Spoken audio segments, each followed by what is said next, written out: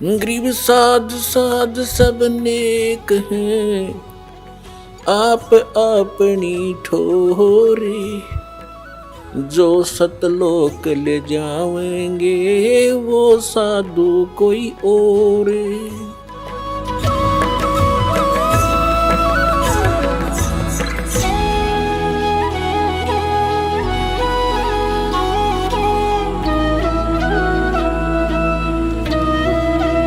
सतगुरुदेव की जय। बंदी छोड़ कबीर परमेश्वर जी की जय।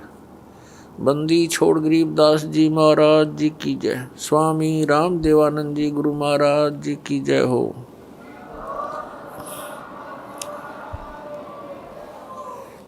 तुमरे विसारे क्या बने, मैं किसकी शरण में जाऊं। शिव ब्रंच मुनि नारदा, तिनके हृदय न सुनो।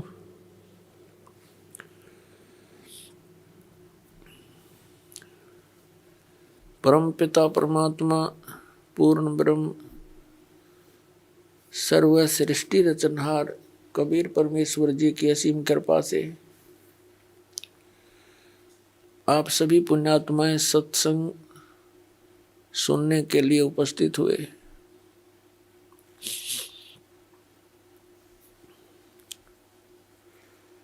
सत्संग में आने से इस जीव को ज्ञान होता है, तू कौन है, यहाँ किस लिए तू ये जन्म और मर रहा है। तुझे ये मालूम नहीं अगले क्षण में क्या हो जाए, और फिर भी आप इतने निश्चिंत होकर के यहाँ बैठे हो। सत्संग में आने से इस प्राणी को ज्ञान होता है कौन से कर्म मानव के करने योग्य हैं, कौन से ना करने योग्य हैं। फिर मानव जीवन का क्या उद्देश्य है,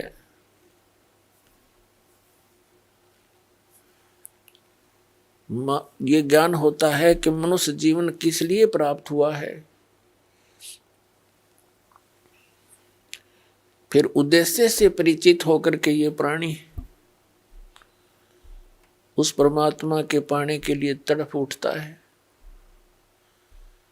क्योंकि इसको अभी तक यथार्थ ज्ञान नहीं हुआ था।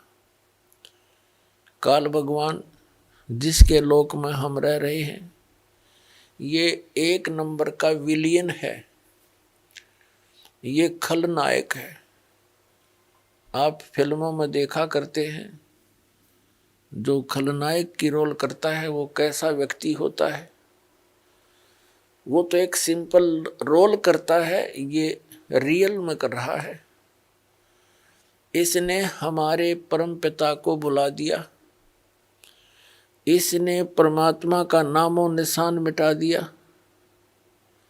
अपने आप को ये अपने आप को ये भगवान सिद्ध करके बैठ गया। और फिर इसके काल के दूतों ने, नकली संतों ने, ज्ञानहीन प्राणियों ने श्री ब्रह्मा, श्री विष्णु, श्री शिव जी को बताया कि यही सब कुछ हैं, यही व्यवस्थक हैं, उत्पत्ति, स्थिति और संहार यही करते हैं। ब्रह्मा जी को तो कुछ एक बता ही देते हैं कि ये इसकी मृत्यु होती है, इसका कुछ समय निर्धारित है जीवन का। लेकिन श्री विष्णु, श्री शंकर भगवान जी को ये अजर व अमर बताया करते थे। इन्हीं की पूजा का विधान दृढ़ किया करते थे, जो किसी भी सदग्रंथ में प्रमाण नहीं था। तो इन काल के से प्रेरित संतों ने सभी पुण्यात्माओं को मिसगाइड कर रखा था। स्वयं परमात्मा आते हैं, इस अज्ञान को समाप्त करते हैं, अपनी प्यारी आत्माओं को सीधा राह बताते हैं। आप देखते हैं जितने गुरु उतने ही उनके मार्ग, उतने ही विधि भक्ति की, जितने संत उतना ही उनका अलग अलग ज्ञान।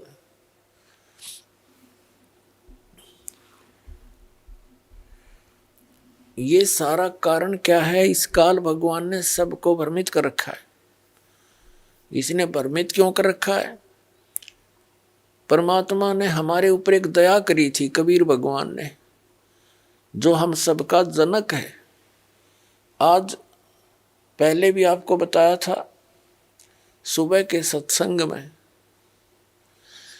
जब इस काल भगवान ने इस दुर्गा देवी जी के साथ बद व्यवहार करने की चेष्टा की थी, इस दुर्गा जी ने अपनी इज्जत रक्षा के लिए इसके पेट में शरण ली थी। परमेश्वर ने, कबीर देव जी ने, सत्य पुरुष ने इस ज्योति निरंजन को इसके 21 ब्रह्मांड समेत वहां से निकाल दिया था, साथ में दुर्गा जी को भी। और साथ में इसको एक ऐसा वचन दे दिया था कि यहां जो ऐसे कर्म करता है सच्चे लोक में, उसको ये रोग लगता है 1,00,000 मानव शरीरधारी प्राणियों का नितहार आहार करने का।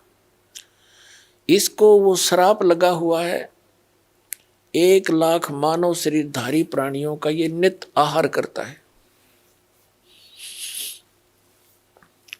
उसके लिए इसने अपने तीनों पुत्रों की, रजगुण ब्रह्मा, सतगुण विष्णु, तमगुण शिव जी की ड्यूटी ला रखी है। इनको एक एक गुण से युक्त कर दिया। ना श्री ब्रह्मा के बस की बात, ना विष्णु के, ना शिव की। इनके अंदर से एक ऐसी रेंज निकल रही है, रेज, ऐसी किरणें निकल रही हैं जो इसके अंतर्गत इस 3 लोक में, पृथ्वी लोक, पाताल लोक और स्वर्ग लोक के प्राणियों को, ये तीनों देवताओं के अंदर से निकल रही ये किरणें प्रभावित करती हैं। ये अपने लोकों में रहते हैं, इनकी राजधानी है ऊपर विष्णु लोक, शिवलोक और ब्रह्मा लोक। वहां रहते हुए भी इनके अंदर से निकल रही किरणें हमें यहाँ प्रभावित कर रही हैं। जैसे मिर्च का छोंक लगता है रसोई में, उसका प्रभाव जाकर के दिखता है दूसरे कक्षों में बैठे हुए अन्य घर के सदस्यों पर, छींकें आने लग जाती हैं। उनके बस की बात नहीं कि वो छींकों को रोक सके। मूल वस्तु रसोई में, उससे निकली हुई उस किरण ने उस प्रभावित कर दिया जाकर तीसरे कक्ष में 50 फुट की दूरी पर बैठे सदस्य को। ठीक इसी प्रकार श्री ब्रह्मा, श्री विष्णु, श्री शिव जी से निकल रही ये किरणें, ये तरंगे हमें यहाँ प्रभावित करती हैं, जिसके कारण रजोगुण की किरण के इन तरंगों के कारण हम प्रभावित होकर के सृष्टि उत्पत्ति कर, संतान उत्पत्ति करते हैं। जिस कारण से ब्रह्मा जी को सृष्टि की उत्पत्ति करता बता दिया।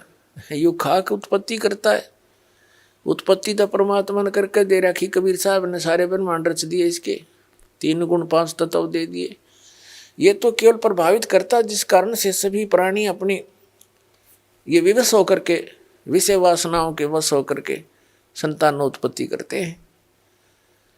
और फिर यहाँ के यहाँ की सुविधाओं की इच्छा, राजसी ठाठ सभी चाहते हैं, ये उसी का प्रभाव। और दूसरे सतोगुण के प्रभाव से हम एक दूसरे में मोह ममता बुरी तरह जकड़े हुए हैं। जीव के बस का नहीं ये ममता मोह हटा दे किसी सदस्य से, संपत्ति से या इस संसार से। ये तो परमात्मा कबीर जी की दया होगी, आपको ज्ञान मिलेगा और साथ में वो समाधान मिलेगा जो इसकी किरणों को, इनके प्रभाव को निरस्त करेगा। वो साधना आपको दी जाएगी, तब आप यहाँ से निकल सकते हो। नहीं तो जकड़ रखा प्रत्येक प्राणी को और समझ में नहीं आने देता ये हो क्या रहा है। 1 मिनट में मृत्यु हो जाती है, उससे पहले ठेकेदार बना रखा है, तो ये तेरा बेटा है, ये तेरी बेटी है, ये कार है, ये तेरी कोठी है। और फिर क्या है, छोड़ बुद्धू, तेरा कुछ नहीं था, चल गधा बन।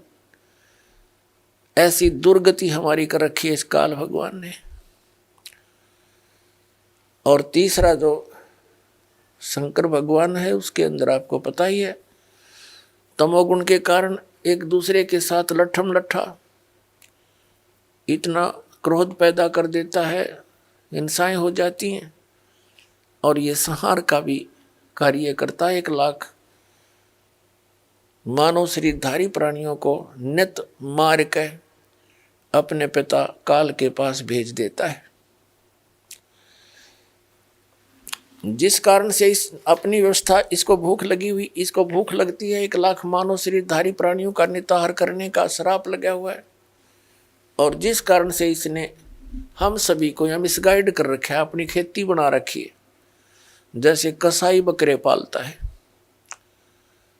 परमात्मा परमेश्वर वो हमारे जनक हैं, सबके मालिक हैं, उत्पत्ति करता कबीर भगवान जो काशी में दुल्हा रूप में आए थे, उन्होंने आके अपनी प्यारी आत्मा धर्मदास साहिब जी को मिले। उनसे कहा कि धर्मदास, तुम जिस लोक में रह रहे हो ये कसाई का लोक है, यहाँ कोई रहम नाम की चीज नहीं है। किसी का बेटा मरो, किसी की बेटी मरो, पूरा अक्षेत्र नष्ट हो जाओ, नो प्रॉब्लम, इसमें दया नाम की चीज नहीं है। धर्मदास जी ने कहा कि भगवान, यहाँ कैसी सुविधाएं नजर आ रही हैं, सुंदर बाग बगीचे हैं, झरने बह रहे हैं, मीठे जल की दरिया बह रही हैं, नीचे भी अच्छा मीठा जल है पृथ्वी में, और सुंदर बाग हैं, सुंदर मेवा लगी हुई हैं, कैसी अच्छी हवा चलती है, दिन रात बन रहे हैं। तो परमात्मा ने कहा कि ये तो ऐसी व्यवस्था है जैसे कसाई बकरे पालता है, वह अपने उन पाले हुए बकरे और बकरियों के लिए सब सुविधाएं देता है। एक बहुत बड़ी चरागाह भी बनाता है, उनके लिए शेड झोंपड़ी डालता है गर्मी और सर्दी से बचाने के लिए, जल की व्यवस्था करता है, उसके चारे की व्यवस्था करता है, हिंसक पशुओं से बचाने के लिए उनकी चारों तरफ बाड़ करता है, सुरक्षा चक्कर बनाता है। जिस कारण से वो बकरे ये सोचते हैं ये दयालु मालिक है हमारा, हमारी कितनी केयर टेक करता है, कितनी देखभाल रखता है। जिस कारण से जब वो कसाई बकरों के पास आता है तो उससे प्यार करते हैं, ऐसे ऊपर को पैर उठाकर उसे सीने से लगाना चाहते हैं, उसकी उस व्यवस्था को देखकर इसे प्रभावित हो जाते हैं। वो ऐसे हाथ लगाकर देख रहा होता है, वो प्यार करते हैं, जीभ से चाटते हैं उसके हाथों को प्यार जताने के लिए। वो देख रहा होता है ये कितने किलो का हो गया, इसमें कितना मांस बढ़ गया, और वो सोच रहे हैं ये हमें प्यार कर रहा है। पहले उन भोले बकरों और बकरियों को वो दयालु नजर आता था, लेकिन जब ऑर्डर आता है 10-20 बकरों का काटने के लिए, वो ना देखता किसकी बेटी मरेगी, किसकी माँ, किसका भाई और किसकी बहन। एक परिवार के चे सारे आ जाओ, मोटे मोटे छांट के और जाके काट के अपना निर्वाह करता है। परमात्मा ने कहा धर्मदास, तुम इसे कसाई के लोक में रह रहे हो, तुम्हें आंखें नहीं खुलने देता, ये मूर्ख बना रखा तुम्हारे को। पुणात्मा, जिस समय आप परमात्मा की सत्यनारायण कथा से परिचित हो जाओगे, सत्यनारायण कथा का अर्थ हो सच्चे भगवान की जानकारी, उसकी महिमा का गुणगान, अविनाशी भगवान की गुणगान। आज तक हम श्री विष्णु जी को सत्यनारायण कहते थे। सत्यनारायण माने अविनाशी, सच्चा भगवान, सत्य माने जो कभी नाश ना हो जिसका। और विष्णु जी की मृत्यु होती है, शंकर जी की भी मृत्यु होती है, और ब्रह्मा जी की भी मृत्यु होती है। तो ये सत्यनारायण नहीं थे। सत्यनारायण केवल कबीर देव है, कबीर साहब है, जो काशी में धानक रूप में आया था। बनारस के अंदर 120 वर्ष रहे, सहशरीर आए थे, शिशु रूप धारण किया था और सहशरीर चले गए थे मगहर से हजारों लाखों की संख्या में उपस्थित दर्शकों के सामने उनके सब, जब परमात्मा एक वस्त्र बिछाया था, एक चद्दर को ऊपर ओढ़ कर लेटे थे। कुछ देर के पास आकाशवाणी हुई थी, देखो मैं जा रहा हूँ, इस चद्दर में कोई मुर्दा नहीं है। चद्दर उठा के देखी, सुगंधित फूल मिले थे। वो ना जन्म हुआ ना मरे थे, वो सत्यनारायण है, वो अविनाशी परमात्मा है। नारायण का अर्थ होता है जल पर आकर आने वाला, जल पर विराजमान होने वाला। परमात्मा एक लीला प्रत्येक युग में करते हैं, सतलोक से चलकर आते हैं, सहस्री आते हैं और कमल के फूल पर, वो सरोवर के अंदर जल के ऊपर आकर विराजमान होते हैं, जिस कारण से वास्तव में नारायण वो परमात्मा है कबीर जी। तो जब आपके यह सत्यनारायण कथा समझ में आ जाओगी, क्योंकि ये प्रथम बार सुनता है, कोई दूसरी बार सुनता है,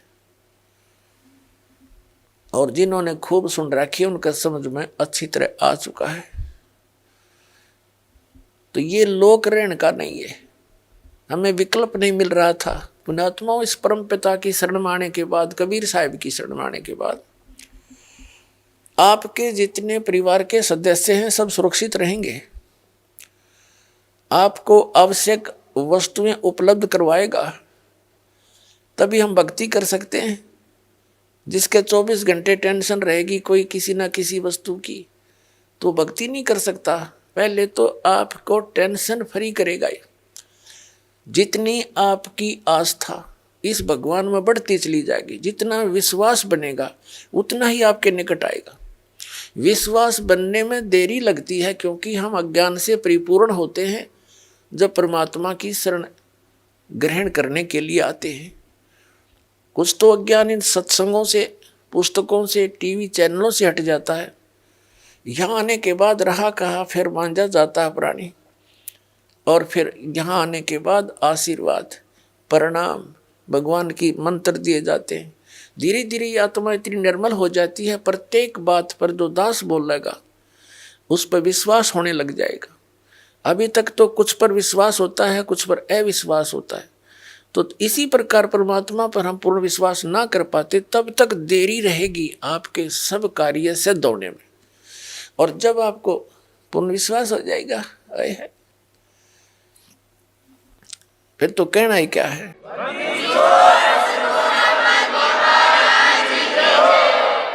जिनको पूर्ण विश्वास हो जाता है, एक भक्त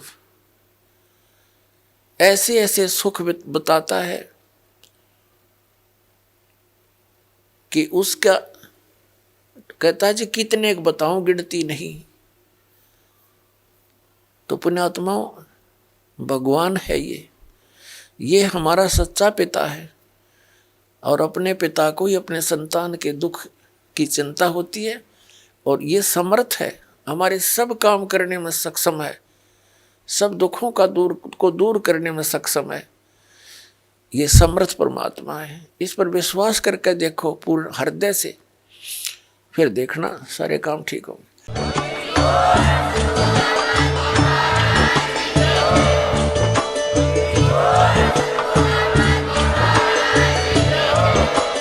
आप सुन रहे थे जगत गुरु तत्वदर्शी संत रामपाल जी महाराज जी के मंगल प्रवचन। अधिक जानकारी के लिए विजिट कीजिए हमारी वेबसाइट www.jagatgururampalji.org। संत रामपाल जी महाराज जी के शुभ आशीर्वाद से पूरे विश्व भर में 500 से भी ज्यादा नाम दीक्षा केंद्र हैं, जिन पर संत रामपाल जी महाराज जी द्वारा ऑनलाइन निशुल्क नाम दीक्षा दी जा रही है। अपने नजदीकी नाम दीक्षा केंद्र का पता करने के लिए संपर्क करें 8222880541।